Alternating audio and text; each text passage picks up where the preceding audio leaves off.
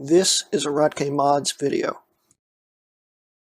Hello, I'm Greg Rutke Mods, and welcome to episode 2, the final episode of my under $1,000 K-SKU PC build. Now, like I said earlier, this system was built for my friend's dad. This whole system is now officially set up, and it is being delivered tomorrow. So this is literally the night before it gets delivered. And the whole system is 100% finished, except for the optical drive. Now currently this system has an optical drive installed into it, which is a temporary drive. I never had the optical drive get delivered here. I don't know where it went. I don't know if they ever shipped it, but it's not in here. We decided to do an optical drive so his dad could use discs if he wanted to. But the drive hasn't come in, so I will actually be delivering this with a hole in the front, which is kind of killing me. But I've talked my friend through how to install the drive, and he'll know what to do. And I'll be putting the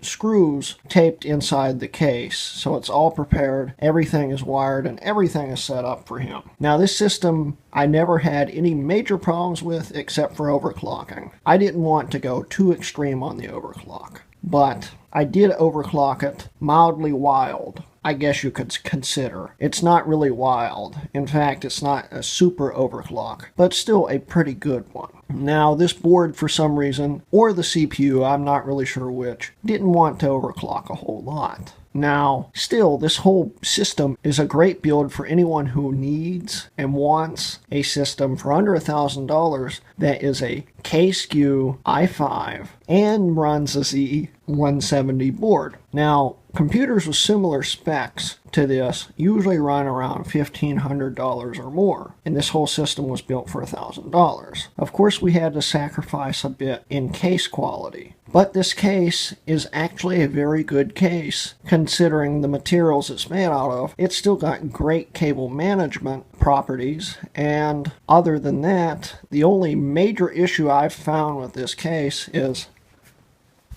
all the USB ports are actually upside down. If you ever look at a regular PC case, the ports are actually flipped on basically every PC case out there. So if you can finally get used to inserting something like a thumb drive into a computer, you're always inserting it one way. But when you try to insert it this way, you will not be able to until you flip it around. That is kind of annoying. Actually, it's pretty darn annoying, but you can get used to it. Also, the LEDs on the front, the power and activity light, are some of the brightest blue LEDs I've ever seen. If you look into them, they will burn your retinas. They are that bright. I'm telling you, they are really bright. But otherwise, this whole system has turned out to look pretty darn good. Now, we'll do a quick walk around of the whole system, and I'll show you just what I have done to it. First off, here's the front end of it. We'll actually be doing a walk around of it with the lights on also. And we'll also be taking the side panel off so you can see what the inside looks like. This is basically the whole case all together. It's not super flashy, but it's still a nice case. And other than a few things like the power supply filter, which is basically what looks like a speaker grill cut out and put over it, which is a little not super great looking. The case isn't that bad considering how cheap it was and what it's made out of. So let's get further into this. We'll look at a few other things and what I had to overcome to do this all within that budget.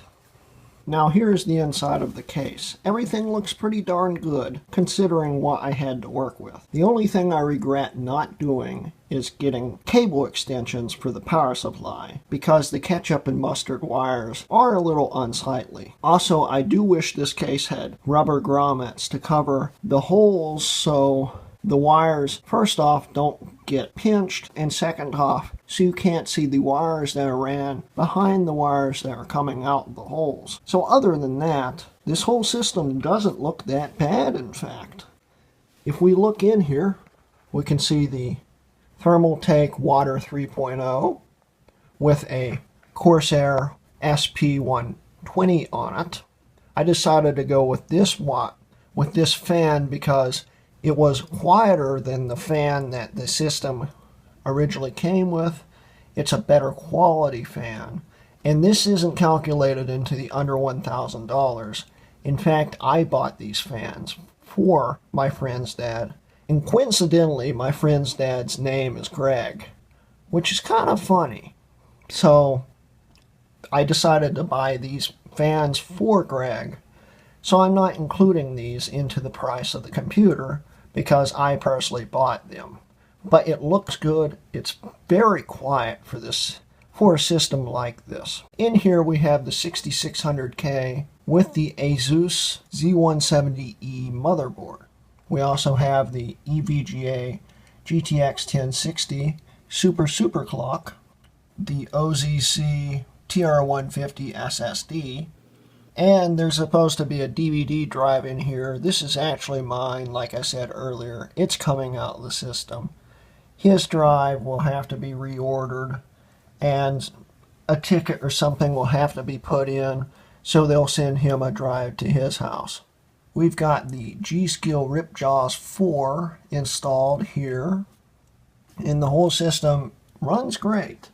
I did the best cable management that I could in this case, and it's still not super great looking when you're looking at it. Nice cable extensions would look good in this. They're not that much more. In fact, it would still technically probably be under $1,000 with those extensions. I just forgot to order them. It was an oversight on my part. But by the time I thought about it, it was just too late to do anything about it, because this has to be delivered in a very tight time. Everything was rush delivered to me, and now I have to basically rush deliver it to them so he can have his Christmas present. Now this whole system has the 6600K in it, which I managed to overclock to 4.3 gigahertz. To do that without tweaking the voltages, because I wanted the system as stable as possible and I wanted it to run as good as possible for as long as possible for him. Now, to get the 4.3 gigahertz overclock, basically, other than a few little tweaks in the BIOS, everything was done by the multiplier and a little bit of base clock overclocking. This system is running at a 42 times multiplier, which would of course enable it to run at 4.2 gigahertz stock. I managed to squeeze out another 100 megahertz by base clock overclocking the system to 102.4 megahertz. Now, I did have to sacrifice the XMP overclock of the RAM some, but they're still slightly overclocked. It still screams performance-wise, and it's stone cold stable. So I'm happy with the system with just a 4.3 gigahertz overclock.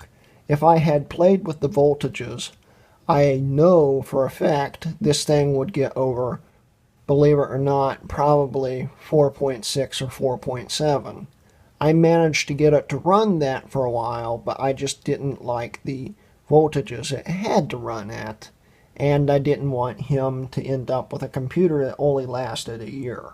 So the way it's set up now, this PC will probably run as long as it would have not being overclocked, because it's a very, very low voltage setup, and it runs very cold with this cooler installed in it.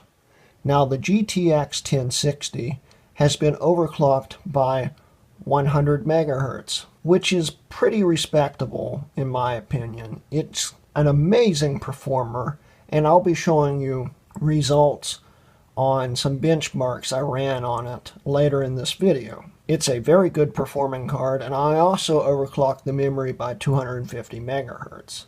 Now the card itself, I couldn't really get it over 100 megahertz overclocked, but it's totally fine because it's still going to be a safe long running card. And technically I could have probably overclocked it more, but we're talking about modifying a lot more in it, and I just don't want to risk damaging it or shortening its lifespan, since he's not a hardcore gamer, but he may end up being one day. So I want him to have the best performing computer for the littlest amount of hassle on overclocking and stuff, because all of it's already overclocked for him if he ever wants to actually use it to its full potential. Now that this is all covered, let's get into booting it up, and I'll show you a few little fun tweaks I've done to it. Okay, so let's start the system up. It starts up. We'll go over to the BIOS screen that's about to pop up. And here we have my logo. As Windows loads up, we'll see my logo again. It's subtle little tweaks that just make this build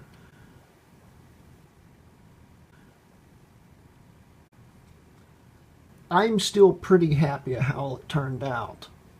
And so I like to put my logo on it, just to show that I am proud that I built this system as well as I could for under $1,000. As we look in here, we can see everything running. The cooler, the fans, everything. It's a good looking system for the price range. And I'm happy with how it turned out. So anyway, let's go over some benchmark results, and then we'll wrap up the video.